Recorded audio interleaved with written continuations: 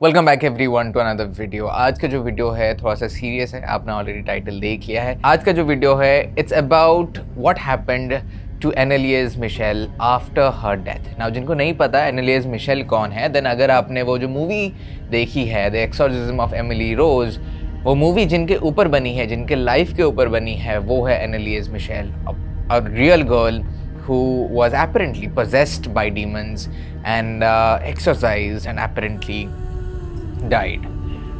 हम सबको पता है कि एक्सोर्सिज्म के वक्त उनकी मौत हो गई, but what happened to her after her death? आज का वीडियो उसी के ऊपर है. Now after her death and years went by, couple of years went by, February 25th को 1978 में 2 साल आफ्टर हर डेथ एक नन जो जर्मनी में रहती है, इनका जो कहानी है जर्मनी में बेस्ड है, और एक पर्टिकुलर नन बाहर आते हैं, निकल के आते हैं और बोलते हैं कि she has got this particular vision. ना वो विजन के हिसाब से एनालियस का जो बॉडी है, जो कि 2 साल पहले कॉफिन में भर के उनको दफना दिया गया था, her body has not decayed or that it is not decaying, meaning some force, something unseen, something that is not natural, probably something demonic, is keeping her body safe from all the natural processes, and thus indicating and concluding that the possession is still very much there, और कि जो हुआ उनके साथ उनकी ज़िंदगी में, the possession, the story of possession, वो रियल है। तो जैसे ही नन बाहर आती हैं और ये बताती हैं, धीरे धीरे करके वो जो टाउन है जर्मनी में, उन सबको पता चलने लगता है कि ये पर्टिकुलर नन को ये पर्टिकुलर विजन आया है। Now everyone wants to know if it is real और not. Now of course there were a group of people who were like यार क्या बकवास चल रहा है, पर there were a lot of people who wanted to see if the vision is real और not, because if it is real it is going to change the way people were seeing the case of एनालियस Michel. तो official inquiry बैठाई गई और body को एक्सह्यूम करने का order दिया गया। मतलब अभी डिग किया जाएगा, कॉफिन को निकाला जाएगा और देखा जाएगा कि उनकी बॉडी एक्चुअली डिके हुई है through the process of nature या फिर बिल्कुल नहीं हुई है। But before this tense condition जो कि वो सिमेट्री में अनफोल्ड हो रहा था that particular day, there was another room. एक छोटे से घर में, एक छोटे से रूम में इससे भी ज़्यादा टेंशन था। The air was suffocating, the air was dense. Why? Because 2 priests were constantly reciting prayer, performing exorcism on this particular young girl जिनका नाम था एनालियस मिशेल। एंड ये एक्सोर्सिज्म उनका पहला नहीं था और ना ही उनका आखिरी होने वाला था। Exorcism were continuing. They were commanding the demons that were allegedly possessing Anneliese Michel कि निकल जाओ उनके बॉडी से, leave her right now. They were commanding the demons. But Anneliese से भी रिप्लाई आता था, and it was not Anneliese replying. It was a voice that was demonic, that was jagged, that was layered. जैसे multiple people are trying to speak through that one simple vocal cord in a body that was already failing. फिर वो जब coffin खोद रहे थे, coffin निकलता है और कॉफिन का जो लिड है उसको खोला जाता है। एंड जैसे लिड खोलता है, जो भी ऑडियंस वहाँ पे इकट्ठा हुई थी, they all lean on to see कि क्या है। मेनी वेर एक्सपेक्टिंग कि शायद उसकी बॉडी डीके नहीं हुई। Of course the story was super famous, super viral back in the day, but there were others who were pretty sure कि उसकी बॉडी नेचुरल प्रोसेस के थ्रू डिके हो चुकी होगी। एंड जैसे ये लिड खोलता है, लोग झुकते हैं देखने के लिए, they see something that was quite expected. उनकी बॉडी नेचुरल प्रोसेस के थ्रू डिके हो चुकी थी। बारिश के वजह से पानी अंदर घुस चुका था, कॉफिन के अंदर भी घुस चुका था, and that had expedited the process of decaying. So now nun का जो विजन था वो झूठ साबित हो चुका था। But for those who believed the case of Anneliese Michel, body का डिके होना नहीं होना उनके लिए सेकेंडरी था।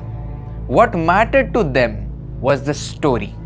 What mattered to them was what happened to this body, which is now lying in the coffin before the fateful day where she died.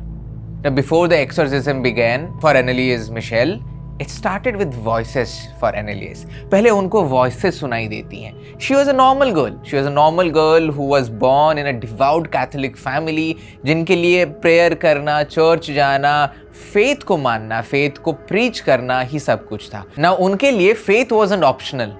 It was structure. It was part of growing up. It defined morality. It defined behavior. And for them, it also defined उनकी identity. But जैसे ही Anneliese 16 होती हैं, 16 साल की होती हैं, things change for her completely. पहले शुरू होता है सीजर्स के साथ.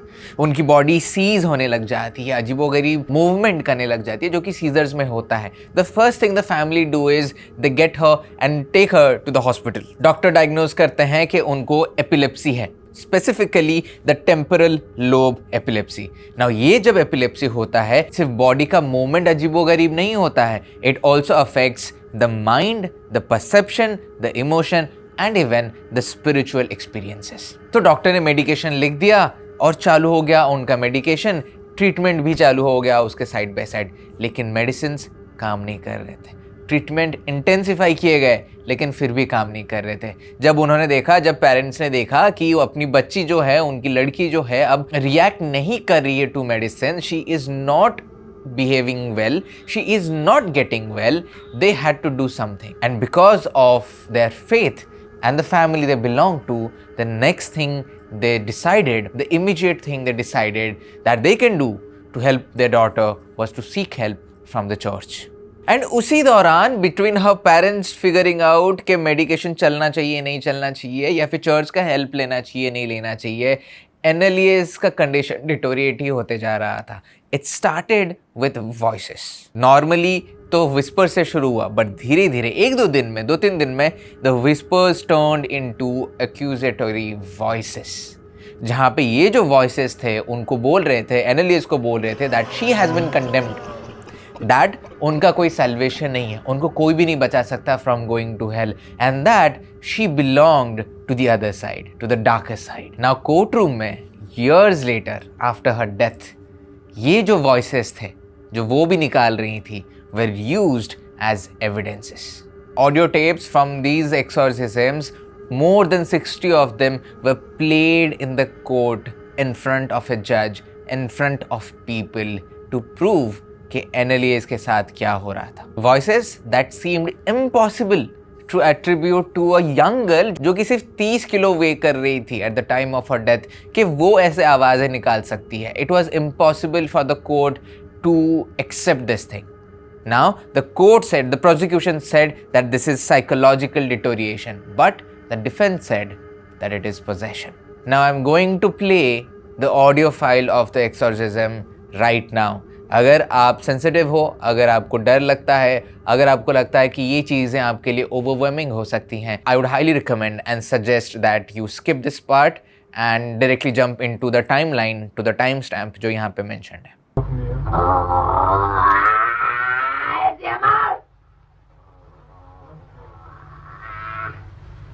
Ja, die Kirschband muss wieder rein.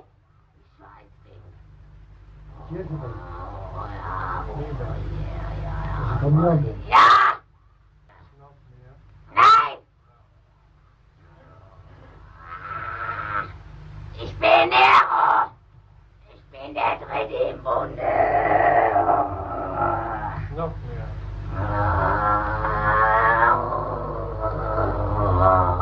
Now back at the grave, nun का विजन झूठ साबित हो चुका था. कॉफिन खोदने के बाद भी, बॉडी निकालने के बाद भी उनको कुछ भी नहीं मिला था. So now the call was कि कॉफिन को बंद कर दो एंड जहाँ से निकाला गया था वहीं पे डाल दो. लेकिन कुछ लोग ऐसा भी बोलते हैं कि apart from the vision of the nun, there is another reason why her body was exhumed, and that reason was कि उनके पेरेंट्स जो थे, Anneliese Michel के पेरेंट्स जो थे, the Michel family, they wanted a better coffin for their daughter. But even after her death 2 years later, ये जो सब कहानी थी, ये जो सब क्लेम्स थे, फिर से रीइग्नाइट करते हैं the story, the exorcism of Anneliese Michel. And ये सब कुछ, ये सारी कहानियां घूम फिर के एक ही जगह पे आ जाती है, to that particular house. That house जहाँ पे Anneliese Michel ने अपनी आखिरी सांस ली थी. The house that saw those exorcisms saw those desperate attempts to save their daughter. Now of course एनालियस के मरने के बाद वो जो घर था वो काफ़ी शांत पड़ गया, ऐसा बोला जाता है that the family lived for some years and then they left, but it became the topic of everything morbid for obvious reasons. फिर 2013 में वो घर को आग लग जाती है एंड कुछ लोग ऐसा भी बोलते हैं कि जब वो आग बुझाने के लिए फायर फाइटर्स जाते हैं और जब वो वीडियो पूरा कैप्चर हो रहा होता है कि the entire house is in flames, apparently they see the shadow, the apparition of Anneliese Michel through those fires. Now if you ask me, this is a clear case of pareidolia, जहाँ पे the mind is finding patterns, finding faces because it knew कि ये उनका ही घर है करके. Reports आया कि कुछ तो आर्सन कमिट हुआ है मिशेल फैमिली के घर में, बट किसी को पता नहीं चला कि क्यों हो रहा है. Some said that it was a case of someone just randomly doing something mischievous, others called it symbolic, and कुछ ने ये माना कि शायद समवन इंटेंशनली आग लगा दी थी वो घर पे because they were done seeing that house जहाँ पे इतनी सारी नेगेटिविटी थी, जहाँ पे माना जाता है that the devil himself came through. वही पर्टिकुलर घर में मंथ्स बिफोर हर डेथ एनालियस के साथ जो रिचुअल्स होते थे, जो एक्सोर्सिज्म होते थे, वो इंटेंसिफाई होने लग गए थे. What began as a concern had turned into conviction. Now धीरे धीरे ये होने लग गया that Anneliese too started believing that she is possessed.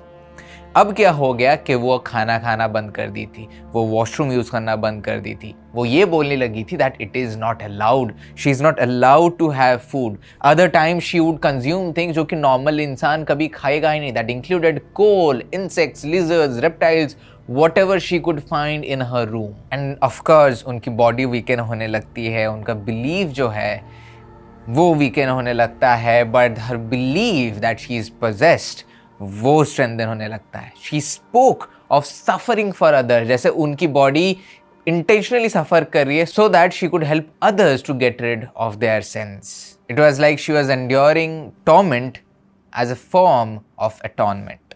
Now Anneliese का केस अभी सिर्फ इलनेस नहीं रहा उनके माइंड का. Now there was a purpose, she had a purpose. लेकिन कोर्ट ने इसको एज अ पर्पस नहीं देखा. कोर्ट ने ये नहीं बोला कि ये कोई रिलीजियस पर्पस था, कोई डिवाइन पर्पस था.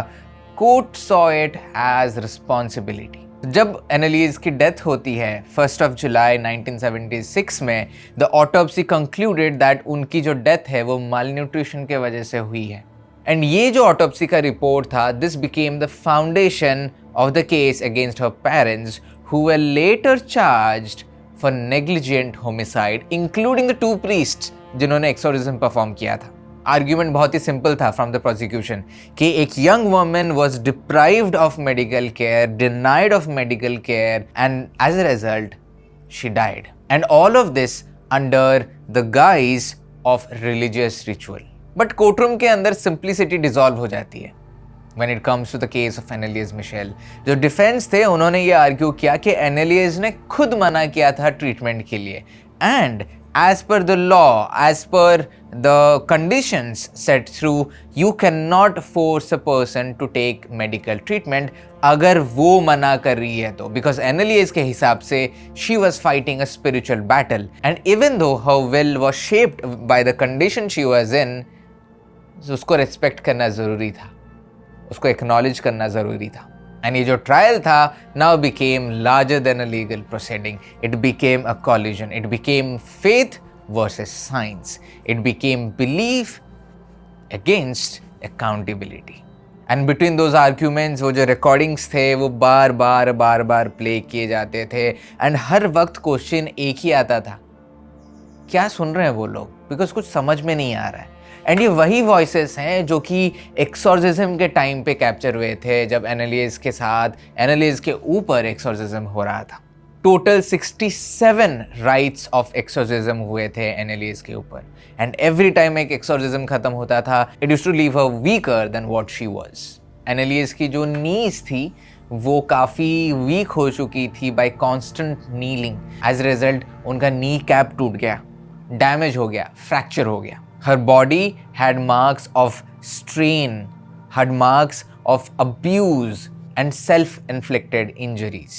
एंड वो एक्सोर्सिज्म के बीच में भी कभी कभी मोमेंट्स होते थे, बहुत ब्रीफ मोमेंट होते थे जहाँ पे she was calm, her voices were normal, she was normal, she talked in her normal soft voice like any other 15-16 year old girl would talk. But वो मोमेंट काफ़ी ब्रीफ होता था. फिर फाइनली वर्डिक्ट आता है उनके डेथ के बाद that the parents and the 2 priests were charged with negligent homicide. Punishment was 6 months in prison, suspended along with probation. Of course, बहुत लोगों को लगा कि यार ये तो sufficient नहीं है, but for others they were like कि कैसे conclude होता कुछ certainty है ही नहीं ये केस का. Because even though the law had reached its conclusion, the story refused to. वो जो उनकी body exhume हुई वो ensure कर चुका था, जो उनको घर को आग लगी वो चीज़ ensure कर चुकी थी, जो उनके साथ हुआ दैट एंश्योर हो चुका था कि ये जो कहानी है like an egregore, it is never going to die down. 1978 में उनकी डेथ हुई, 50 साल से ज़्यादा हो चुके हैं, लेकिन अभी भी in the community of the paranormal, the circle of paranormal investigators, demonologists, उनकी कहानी अभी भी डिस्कस होती है. अभी जो उनका ग्रेव है has become a site of attraction.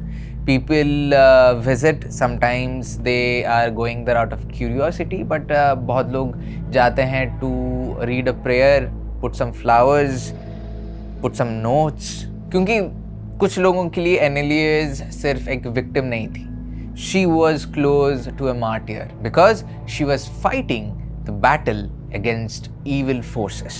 And अभी रिसेंटली ये भी पता चला है कि जो उनका जो घर है वो कभी जला नहीं था. It was a property of the Michel family, but not the original house जहाँ पे exorcism हुआ था. The house still stands as it was. But if you strip away everything, the court case, the visions, the fire, the recordings, what remains is a single image. The image of a 16-year-old girl.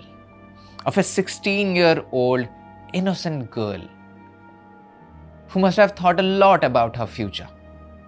Alone in a room, caught between what she believed and what others believed about her.